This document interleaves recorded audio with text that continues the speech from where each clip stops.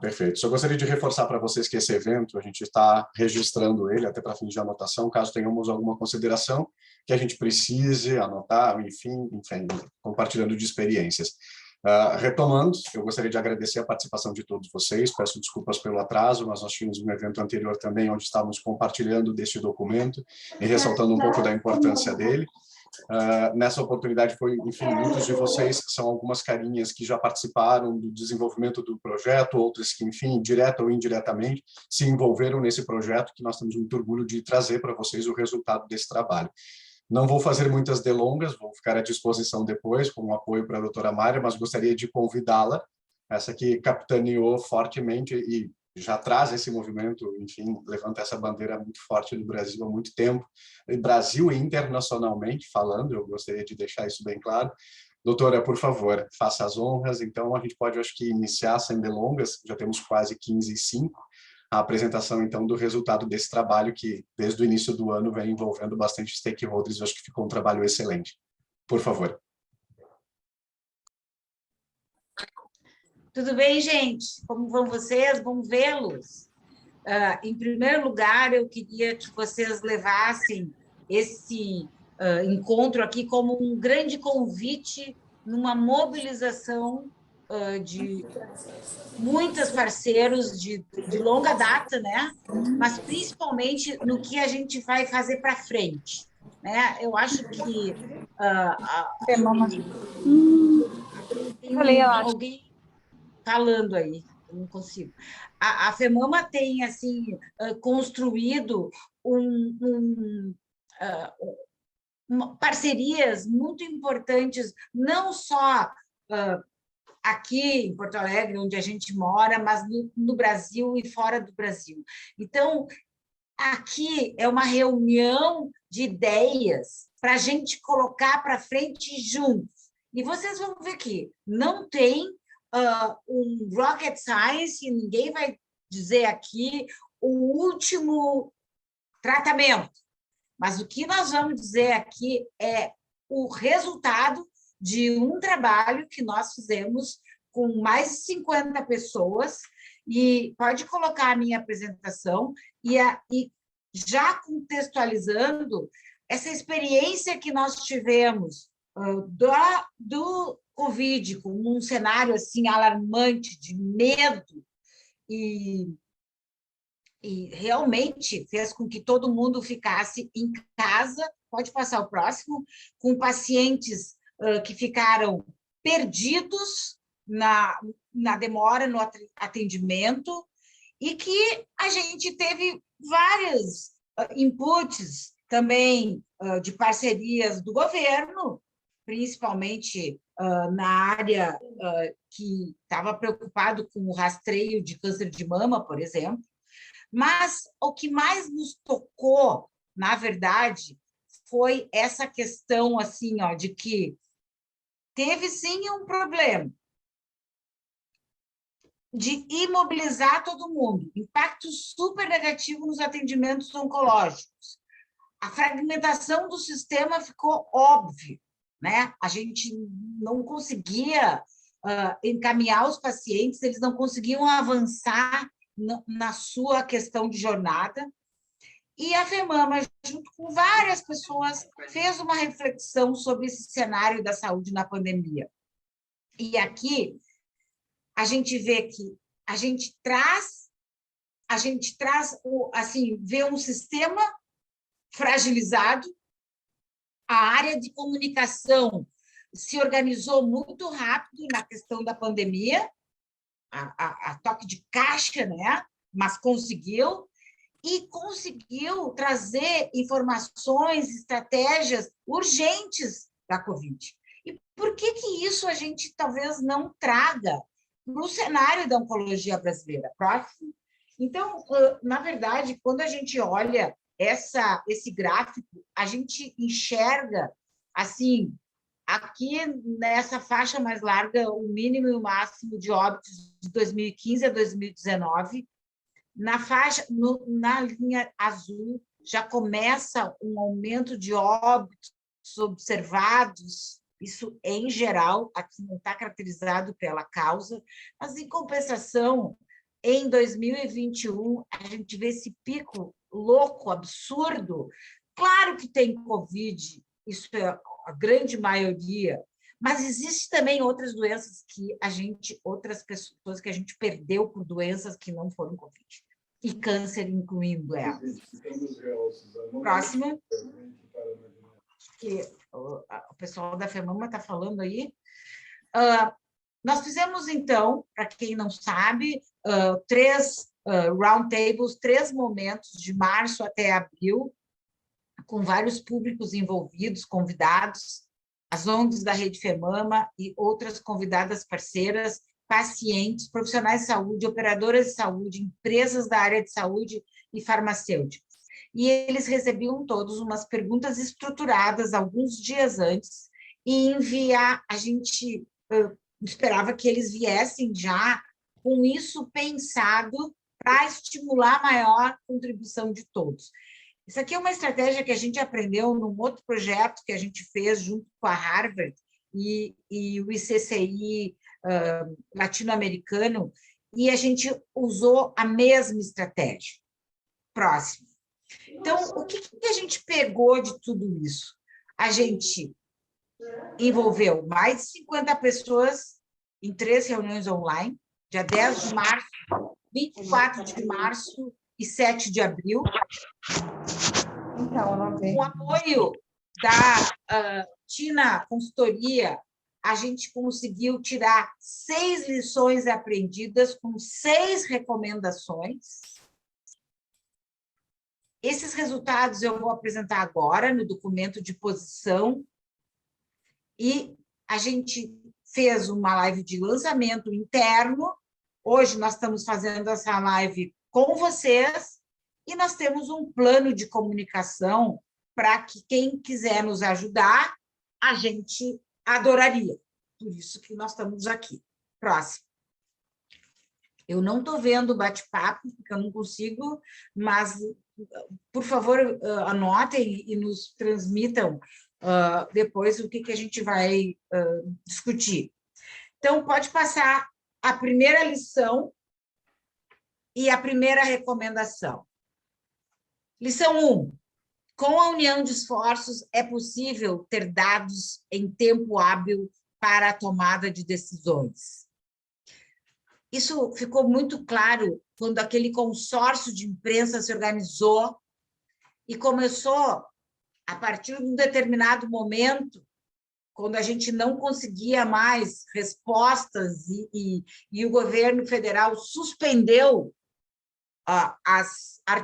vamos dizer, as falas ministeriais, a gente viu aquilo do privado fazendo esse consórcio e todos os dias, sem exceção, até hoje, mostrando para a gente a média móvel, o número de casos está aumentando, e qual o estado que está aumentando a vacinação, e não sei o quê. Gente, isso foi uma união de esforços. E, graças a isso, podia, em tempo hábil, dizer, aumentou, suspende de novo, volta a máscara, vacina, não sei o quê. Tomava-se ações, né, até dentro de cidades, dentro dos estados, não esperando mais que viesse alguma coisa do Ministério. Então, eu acho que essa adequação local para um problema que foi global foi muito, muito importante. E isso foi graças à notificação. Era diário aquele processo de notificação.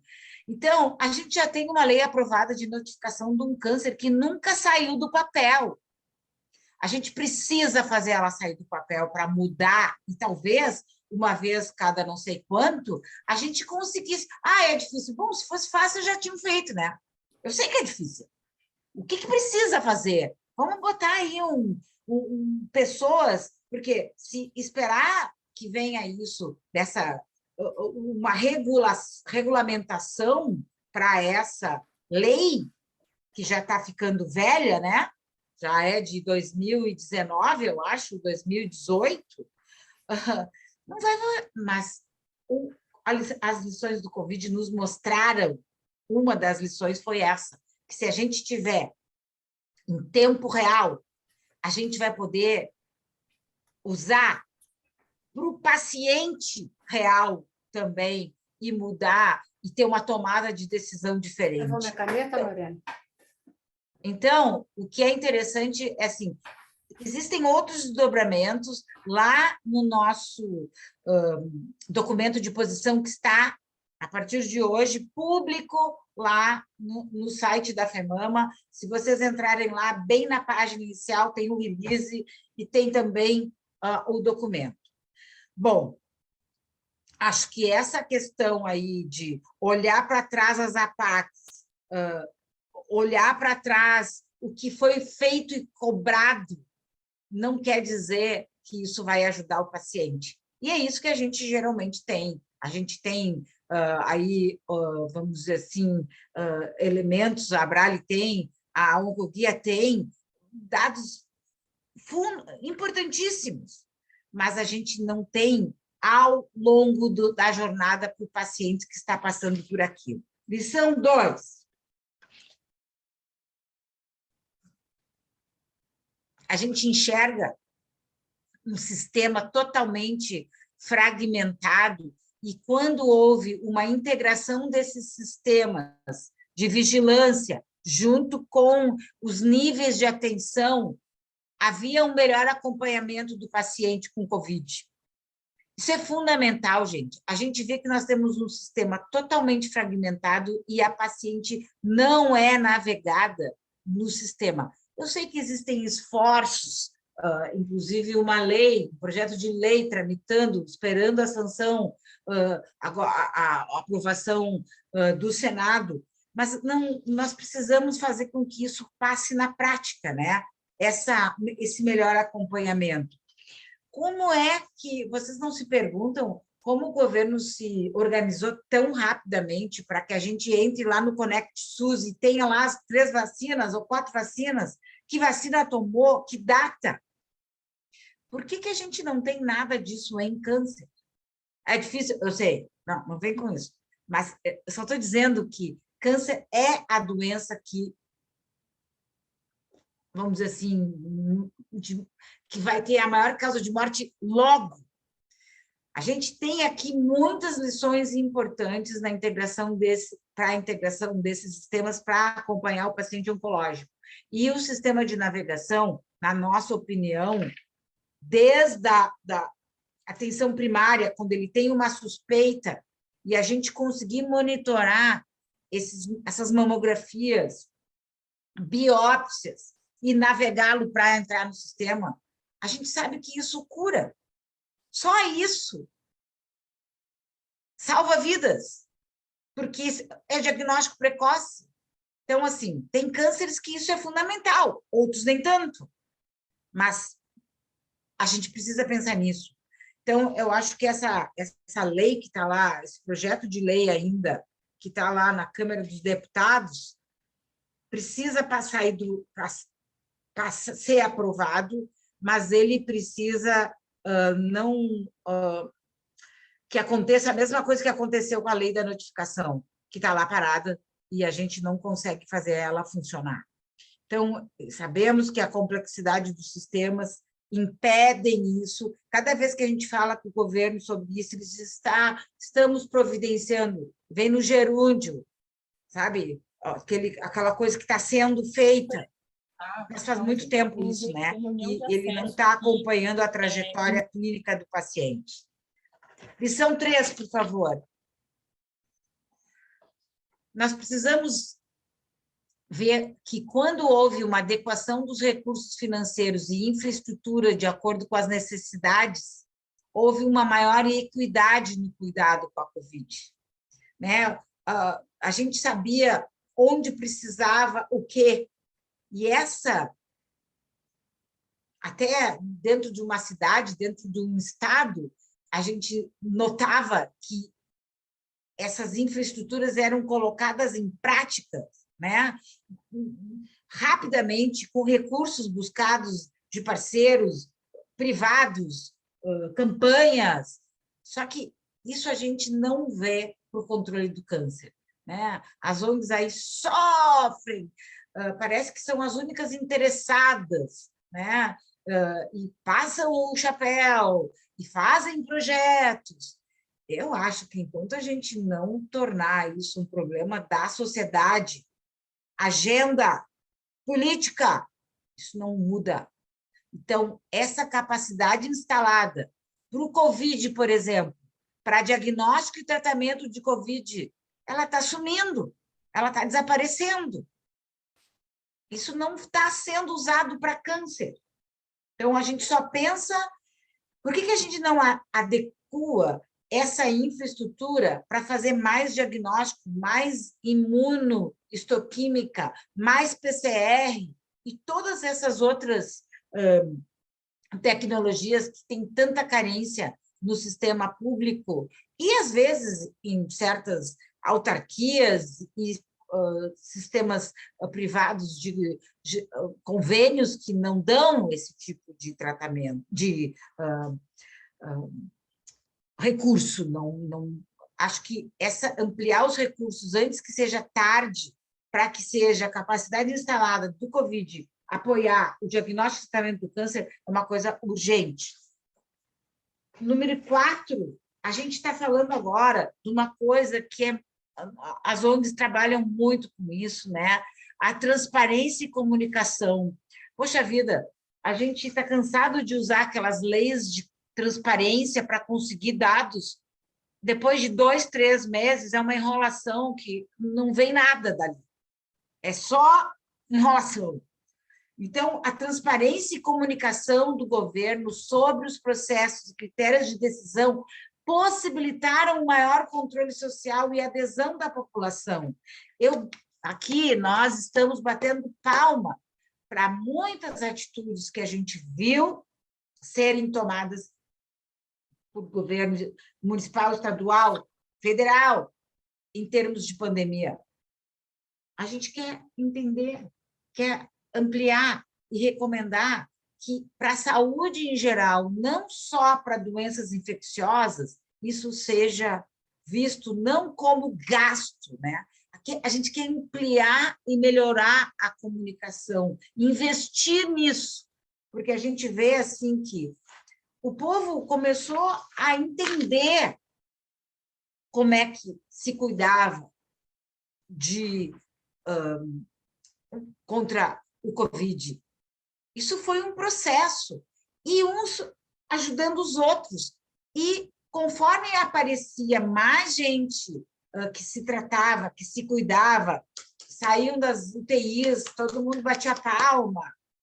Isso é maior disponibilidade de transparência e comunicação e a adesão da população para as recomendações que são feitas.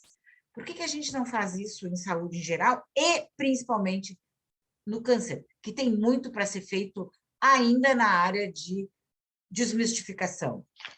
Lição número 5, aí vem uma caixa preta, né? Que a gente fala de tecnologia, mas a tecnologia ela entrou em cheio para ajudar o setor de saúde durante a Covid, não só com telemedicina, mas também com aplicativos, com a gente ter resultados ali de exames online, quase em tempo real. Isso foi assim muito, muito importante. Então, a gente tem que promover uma ampla discussão sobre a regulamentação da tecnologia na saúde e, especificamente, na área de assistência à saúde. Olha, ninguém estava muito preocupado na época que tinha as doenças infecciosas em dizer que eu tinha Covid. Eu não assinei nenhuma lei de LGPD para os meus dados subirem. Tem coisas que a gente está complicando em vez de facilitando. E essa tecnologia não está totalmente regulamentada, mas ela é fundamental para que a gente comece a pensar fora da caixa. E em câncer ela pode ser muito bem aplicada, inclusive empoderando o paciente com o celular na mão, sobre o seu próprio, por exemplo, a sua própria trajetória de saúde, ter ali o exame de biópsia, ter ali o resultado da mamografia, saber quando é que vai ser a sua consulta. É investimento. E isso não pode ser lidado como custo. Desburocratizar e acelerar esses processos, eu acho que isso aí é uma coisa assim, fundamental, e a gente viu como isso ajudou no Covid. E a última lição é uma lição que tem a ver conosco aqui, né, gente? Que, assim, a gente viu uma atuação interdisciplinar e intersetorial, permitindo olhar para o contexto em que cada indivíduo estava inserido, e não apenas na questão da saúde, da doença. Então, a gente aqui, como um grupo aqui, que nós temos aqui 25 ou mais pessoas, promover essa maior articulação entre os setores sociais, áreas de saúde, e entre o público e o privado. Nós tivemos várias lições importantes no Covid que tiveram sucesso, principalmente com o público privado, hospitais de excelência, hospitais ajudando privados, organizações sociais ajudando o sistema público de saúde, não só com recursos de instalação, mas também com pessoas com capacidade, vamos dizer assim, técnica, né? Acho que aqui nós temos assim que valorizar o trabalho de equipes multidisciplinares e profissionais, que são tão fundamentais na área da oncologia, até para proteger o paciente. Então, a gente está nessa caminhada, né, de integrar setores, de tentar fazer com que o público e o privado seja mais resolutivo em ações conjuntas e chamar para a discussão vigilância sanitária, as secretarias de ciência e tecnologia, para ver se todas essas questões aí que só nos veem como custo, seja visto como investimento. E falando em investimento próximo, eu queria agradecer aos nossos investidores sociais, a Rocha Novartis, o apoio institucional da TINA e também da Infac Comunicação, que está trazendo esse plano de comunicação até aqui. Eu queria abrir para a gente agora ter um tempo aqui para a gente poder fazer uma conversa bem tranquila e de parceiros falando com parceiros. Eu não falei no início, mas é aquela história, né? Levantem a mãozinha ali, e aí o Gabriel vai me ajudando ali a ver quem fala, quem levantou a mãozinha e quem quer fazer comentários. E eu não vi nada do chat, se tiver coisas ali, por favor, me avise.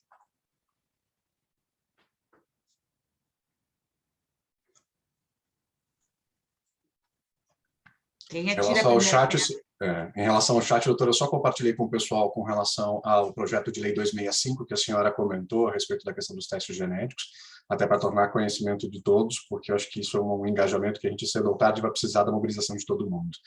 Mas, volto a repetir, então, seu pedido, pessoal.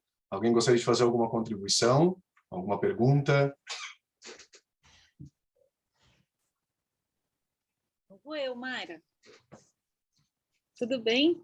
Oi, gente, boa tarde. Bom, quero começar parabenizando pelo trabalho, que bacana, né? Quantas reflexões que, sem dúvida nenhuma, acho que ouso dizer, né, que todo mundo aqui, sem dúvida, se reconheceu, né, refletiu junto né, e acho que tá muito, né, tá muito de acordo mesmo com tudo que a gente vem discutindo, né, vivenciando e acompanhando de pertinho os pacientes. Acho que eu queria saber um pouquinho de próximos passos mesmo, né? Você falou, né, que o documento está no site, como é que você está imaginando aí, né, reverberar esse documento, como é que a gente pode colaborar? Acho que entender um pouquinho além dele. Lu, tu sabe que eu conto muito com a nossa rede, né? A rede te incluindo, né? Nós temos uma rede com uma capilaridade muito grande. Então, assim, tornem, por favor, esse documento seu, tá? Nós estamos, assim, super abertos a disponibilizar tudo. Tem esse grupo em fato, está com todo o material, está com tudo, tem release já pronto, vai estar no site, mas também, se quiser mais coisas, a gente também está construindo, junto com, por isso que foi para a Rede FEMAMA, que foi a nossa primeira apresentação, a Rede FEMAMA empoderar todo mundo com esse documento de posição para mostrar para candidatos a deputados estaduais, federais, para gestores, para assim, o que nós podemos fazer por isso? Não é todo mundo que vai fazer tudo, mas vamos se comprometer aqui com alguma coisa, sabe? Porque ali tem muita coisa que até está pensada, mas não está executada. É tentar, o que a gente deixou bem fácil, bem claro, é assim, olha, tem 6 aprendizados. Olha, gente, tinha mais de 40 coisas, 40 e tantas coisas que foram trazidas. E isso aí foi englobado dessa maneira genial aí que a Tina nos ajudou, né? De botar uma lição e uma recomendação. O que nós vamos fazer? Dessa recomendação, eu acho que eu gostei dessa palavra que tu usou, Luciana, é se enxergar e dizer, olha, nós achamos que nós vamos mexer nisso aqui. A gente precisa, que seja navegação, que seja isso, que seja aquilo. Vamos ter lições positivas do Covid. Eu acho que, pessoalmente, cada um tem as suas, né? Acho que isso aqui é, assim, para a área do câncer, e câncer em geral, tá? Não, porque no momento que a gente fortalecer um sistema para algum tipo de câncer, ou para a saúde, nós estamos fortalecendo para tudo. Né? E uma das coisas mais graves que eu vejo é essa lei da notificação nunca ter saído do papel, é a gente sempre estar olhando no retrovisor, 5 anos, o que aconteceu, não, a gente não consegue enxergar no tempo real, o paciente real. Na ASCO, você viu que tudo era assim, e esse paper aqui é muito interessante porque ele está lidando com o paciente real, real world data. Sabe? Por que com o Covid dá para fazer isso? E por que com câncer é 5 anos depois? Então, eu acho que nós temos que, sinceramente, minha culpa, nós temos que mudar a fala aqui, nós temos que parar de falar a mesma coisa. Porque nós precisamos ajustar numa era pós-pandemia. O que pegou? O que pega mesmo para o câncer? A gente perdeu os pacientes de vista. Eles simplesmente, pacientes e pessoas que faziam rastreio, perderam o seu rumo. Todos os dias aqui no consultório, aqui no hospital, eu tenho pacientes que vêm assim, todas super cabisbaixa, com vergonha. Ontem uma disse assim, doutora Mayra, não grita em mim, porque o filho dela disse isso para ela. Não grita em mim. Porque estão demorando 2 anos, 3 anos. E ainda culpadas, porque não conseguiram. E tem ainda muita gente em casa. Eu garanto para vocês que tem muita gente em casa. Em coisas um pouco mais difíceis, como colonoscopia, e que é chave em certos estados como o nosso, colo retal, é a segunda causa aqui, gente. Esquece. Não é mamografia, é colo retal. Esquece colonoscopia. E acho que todo o preventivo de câncer de colo de útero se espedaçou. O que nós tínhamos como as mulheres fazendo, uma hora é 3 anos, uma hora é 2 anos, uma hora não precisa. Acho assim, aqui tem um pensamento muito meu, assim, de, poxa vida, não precisa mais ter câncer de câncer de colo de útero. Não é nem morrer de câncer de mama, é ter colo de útero. E a gente sabe que em muitos estados ainda é o grande problema. Então, cada um pega um pedacinho disso e, por favor, bota para frente, porque todo mundo vai sair ganhando. Tá, Lu? Doutora, eu gostaria de... Obrigado. Eu gostaria de, então, abrir a oportunidade para a Cláudia. Luciana, pergunta resolvida? Vamos primeiro. Então, ótimo. Eu vi que teve algumas pessoas ali que comentaram no chat que as mesmas perguntas acabaram sendo respondidas ali dentro também. Gostaria de, então, convidar a Cláudia, então, que está com a mãozinha levantada, e aproveitar também para comentar que a gente disponibilizou ali no chat o link direto, então, para acesso ao documento que já está disponível no site, tá, pessoal? Então, lá está o documento de posição. Cláudia, por favor.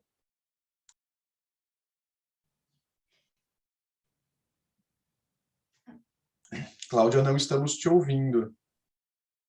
Embora... Além da máscara, ela não fala. É que eu acho que deve ser algum problema no microfone, porque Aí. você não está mutada.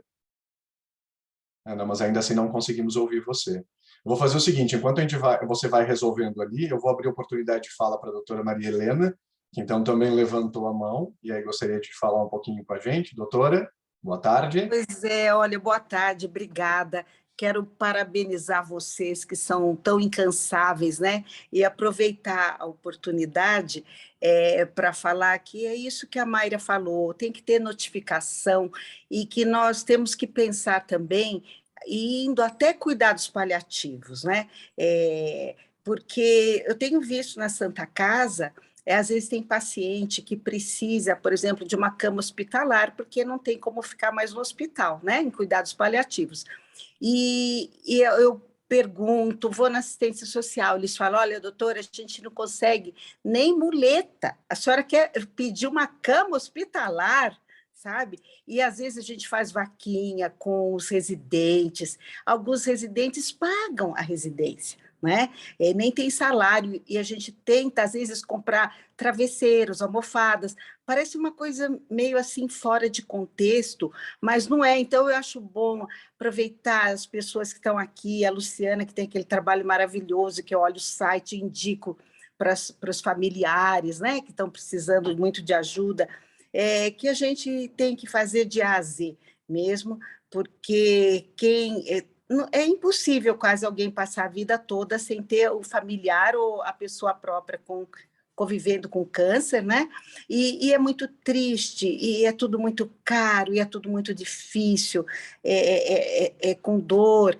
Então, eu acho que a gente não pode mesmo desanimar, ainda bem que a Mayra leva isso à frente, porque às vezes a gente até se distancia, mas assim, só dá parabéns mesmo. E é por aí, nós temos que juntar, né? E talvez eu fico pensando na pandemia, como todos se viram de um modo agudo na situação, e que era uma coisa que quem descobrisse alguma coisa certamente ia lucrar muito, né? Que nós vimos as empresas relacionadas a isso tiveram assim um boom, né? Se transformaram em pessoas mais ricas, muito mais ricas. Então, talvez isso daí foi assim, viu até uma resposta imediata. E tanto de cada um querer não morrer, né, querer continuar vivo, mas também de ver que, poxa, se eu descobrir um teste rápido aqui, eu vou ganhar mais que o meu concorrente, e uma droga mais rápida. Então, não foi como uma coisa crônica que é o câncer, e que a gente tem que trabalhar muito por isso. Então, só tenho que ficar muito feliz de estar aqui com vocês. Vamos em frente. Obrigada. Obrigado, Maria Helena. Doutora, gostaria de fazer alguma consideração? Eu tenho assim o privilégio de trabalhar com vocês e contar com vocês todos aqui nessa reunião aqui. Eu estou vendo gente de vários lugares do Brasil, né? E também que eu acho que a gente tem que pensar junto. Então, também, se vocês tiverem alguma alternativa, alguma coisa, daqui a pouco a gente poder fazer alguns seminários, talvez, para aprofundar cada um dessas recomendações para tornar mais palpáveis, por exemplo, ou projetos, eu acho que seria muito interessante, porque nós não vamos conseguir fazer cada um fazer sozinho isso. né? Por mais pilhado que a gente seja, viu, Maria Helena? O Covid me derrubou aí por uns 10 dias. Eu peguei Covid no Dia das Mães da minha mãe, que foi a única vez que eu tirei a máscara, assim mesmo.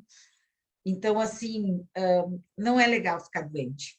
Meu Deus do céu. Me tiraram toda a energia, assim, por 20 dias eu sem energia. Essa semana voltou. Então, me aguarde. Doutora, se me permite, eu gostaria de aproveitar uma das falas que a doutora Maria Helena fez agora, que acho que quando ela falou do oportunismo que surgiu a partir de uma oportunidade que foi o Covid. O Covid ele desafiou tanto o sistema público-privado e eu acho que justamente esse trabalho, eu gostaria de complementar o que foi feito, é tentar analisar não na perspectiva negativa que foram as mortes que a gente teve, como a doutora trouxe os casos anteriores que mostram uma lacuna de mortes extras, que a gente pode dizer, porque vinha se registrando um volume natural de mortes, enfim, ações naturais na saúde para tentar combater isso, algumas não, que é por isso que a gente vem recomendando aqui, inclusive algumas novas, mas trouxe a incidência, a necessidade de uma melhoria de um sistema. E aí, durante esse processo de pandemia, 2 anos de pandemia, mostrou que realmente a mobilização, tanto da iniciativa pública quanto privada, trouxe resultados positivos. E por que não a gente evidenciar isso também? Eu acho que muito a gente analisa com um ponto de vista crítico, no sentido de simplesmente botar o dedo na ferida onde dói. É óbvio que a gente não tem a resposta das pessoas quando a gente faz isso. Mas se a gente chegar para elas, por exemplo, e também mostrar quais foram as oportunidades que a mobilização do trabalho delas resultou de certa forma em algo positivo. E por que não continuar se utilizando disso? A própria pandemia, ela evidenciou. Então, acho que essa série de problemas... Então, assim, diante do problema, nós, enquanto FEMAMA, fizemos esse trabalho justamente para tentar pensar quais foram as oportunidades e quais foram as conquistas disso tudo. Então, qual foi o resultado positivo? E o que isso a gente pode fazer?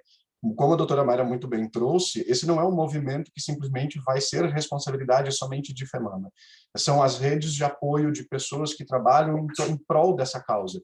Então, assim, são outras entidades de causa, são as indústrias farmacêuticas que vão trazer novas tecnologias para serem avaliadas e que vão melhorar a qualidade de vida ou vão curar o câncer se diagnosticado em estágios iniciais. São as pessoas falando sobre o diagnóstico precoce. Isso é algo extremamente necessário. O Dr. Caponeiro participou, que faz parte do nosso corpo científico, do comitê científico, ele participou de um evento na Semana Nacional do Câncer em Brasília, na semana passada, e ele apresentou uma evidência que justamente é divulgada pelo Tribunal de Contas da União, que traz realmente um resultado onde hoje 80% das mulheres iniciam um tratamento de câncer, já 80%, desculpa, iniciam o tratamento para o câncer já em estágio avançado. Isso é um problema, então precisa muito a ser melhorado. Eu acho que esse documento ele traz uma oportunidade de a gente abrir janelas.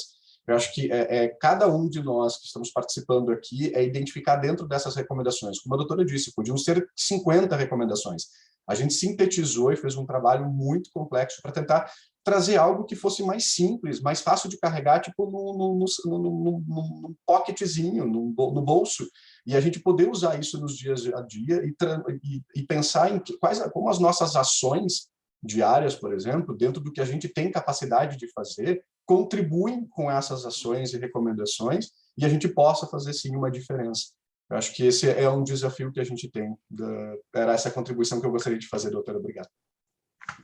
A Cláudia queria falar, desistiu, Cláudia? Eu acho que a conexão dela caiu, doutora, e ela não conseguiu... Ela está ali, ó. Está conectada. Escreve. Eu vi que alguém da Rocha escreveu que estava de volta, que gostaria de falar, mas eu aqui do meu vídeo. É isso que eu estou falando, que eu estou ali, mas... Foi a Cláudia, ela comentou que voltou, mas... o áudio ainda não está, mas ela está escrevendo aqui, a gente aguarda. Mais alguém gostaria de fazer alguma contribuição, pessoal? Alguma pergunta que a gente possa responder? Ou se não puder, a gente vai providenciar a resposta, a gente vai encaminhar para vocês. Gabriel, doutora Maíra. Oi, Luana. Boa tarde, meu nome é Luana. Eu falo aqui, já conheci o Gabriel, né? Eu sou nova coordenadora de Políticas Públicas e Advocacy da Abrale, falo em nome também do TJCC, Movimento Todos Juntos contra o Câncer, né? A doutora Catarine Moura, né, nossa CEO, ela queria estar presente hoje, mas ela está com Covid, confirmou ontem, Então, infelizmente, ela foi afastada de algumas atividades, mas ela gostaria muito de estar aqui, poder participar também, né, desse evento de lançamento do documento. Mas eu queria dizer também, concordo plenamente com as palavras do Gabriel e doutora Maíra, eu acho que esse documento, ele traz lições que nos confrontam, né, com relação à pandemia. E eu acho que é isso mesmo, assim, a pandemia tem lições importantíssimas e nos fez ver o quanto nós podemos desenvolver, acho que no trabalho em conjunto, o quanto que nós podemos avançar, né? Então, é um documento que vai servir com certeza de subsídio para a gente, é um documento que a gente quer replicar, levar conhecimento e poder discuti-lo também, né? Tanto internamente, junto com todas as instituições, né, que a gente tem contato, dentro do TJCC e dentro da Abrale também. Maravilha.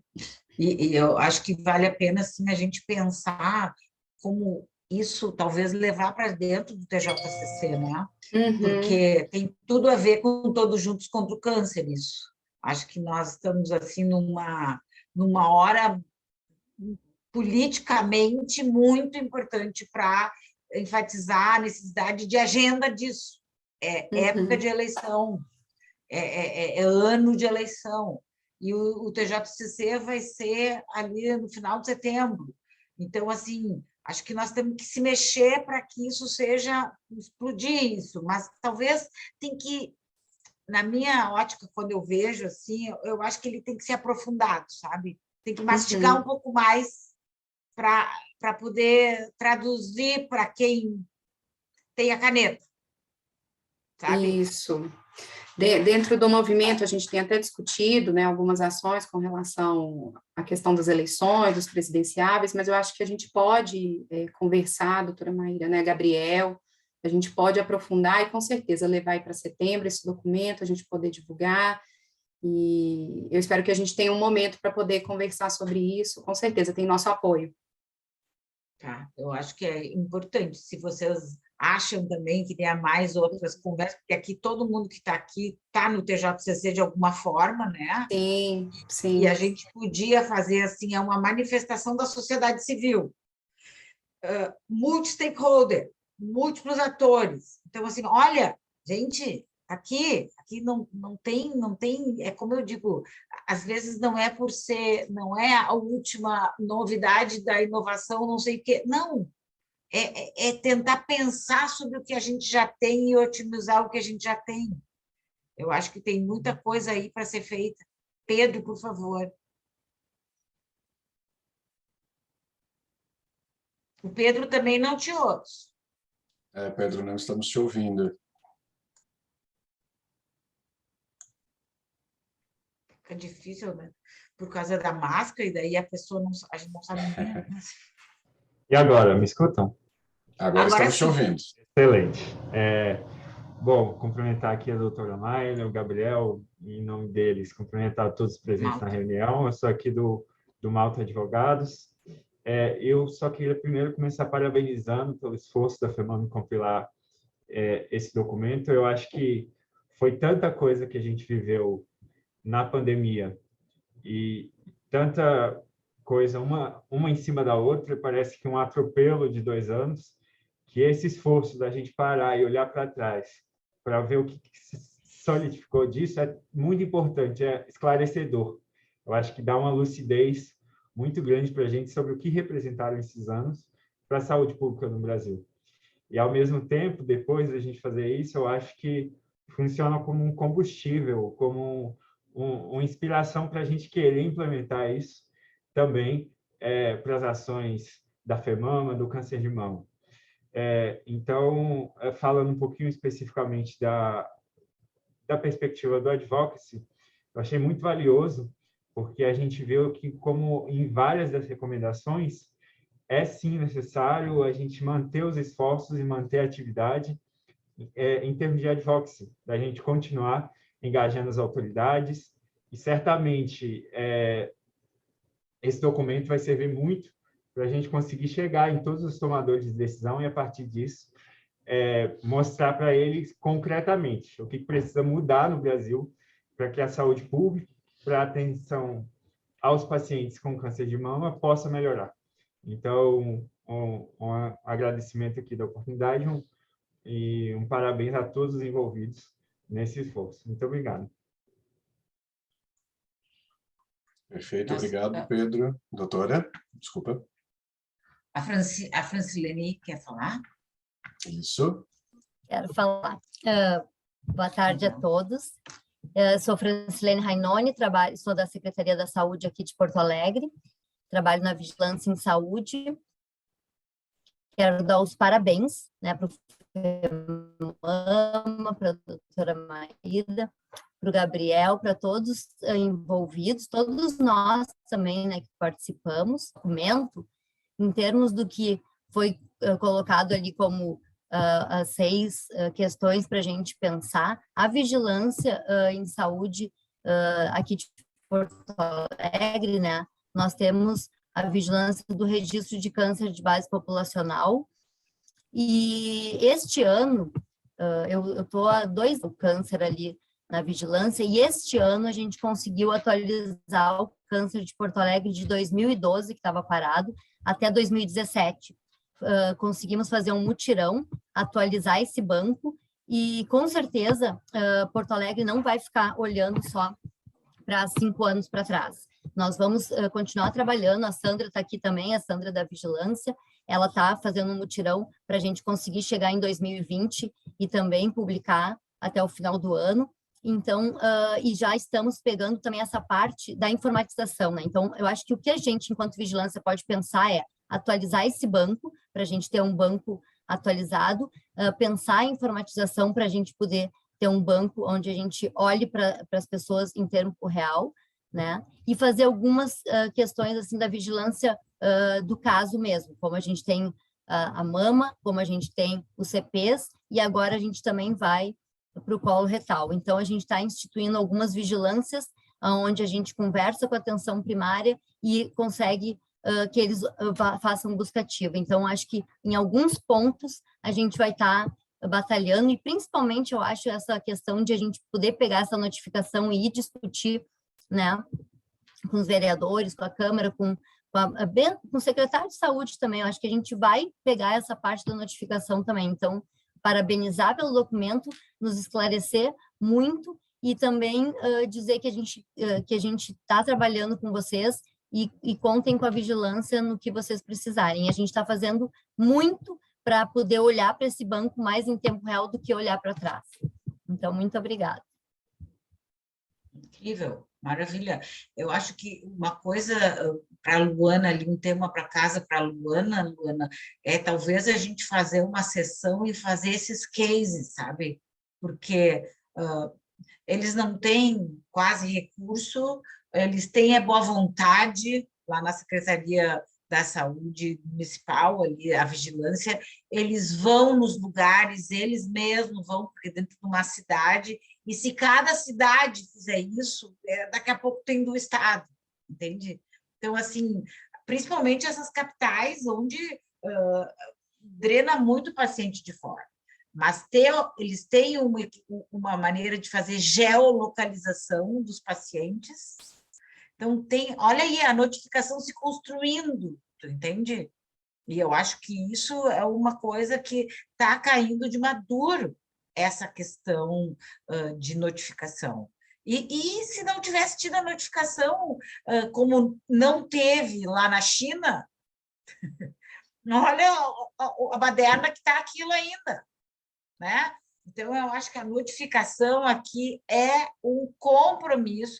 Eu acho que, assim, notificação dá dados, notificação localiza o paciente, notificação consegue, faz um banco de dados.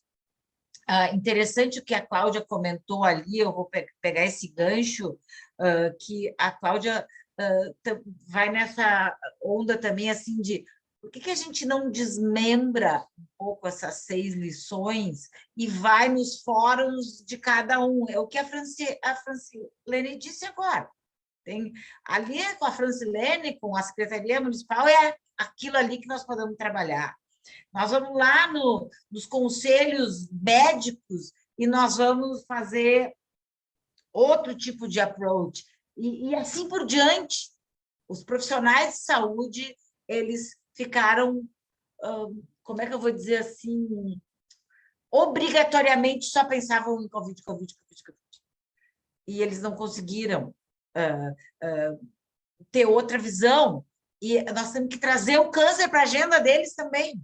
E lá no início, no posto de saúde, vamos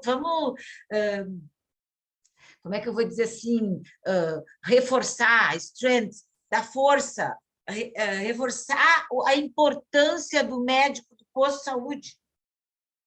Porque é ele que ele tem que parar de ser só um despachante encaminhador de caso, mas notificar o melhor caso, o caso mais crítico, o caso que precisa mais. Para isso, ele tem que ter ajuda. Né? Eu acho que é nessa linha, Maria Helena, que tu quer contribuir?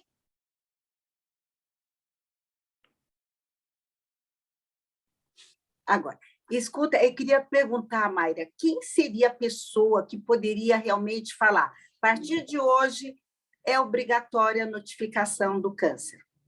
Quem seria? Porque se a gente soubesse quem é, a gente podia juntar os esforços, né? Tanto das companhias, as empresas, os médicos, os pacientes, as ONGs todas, né?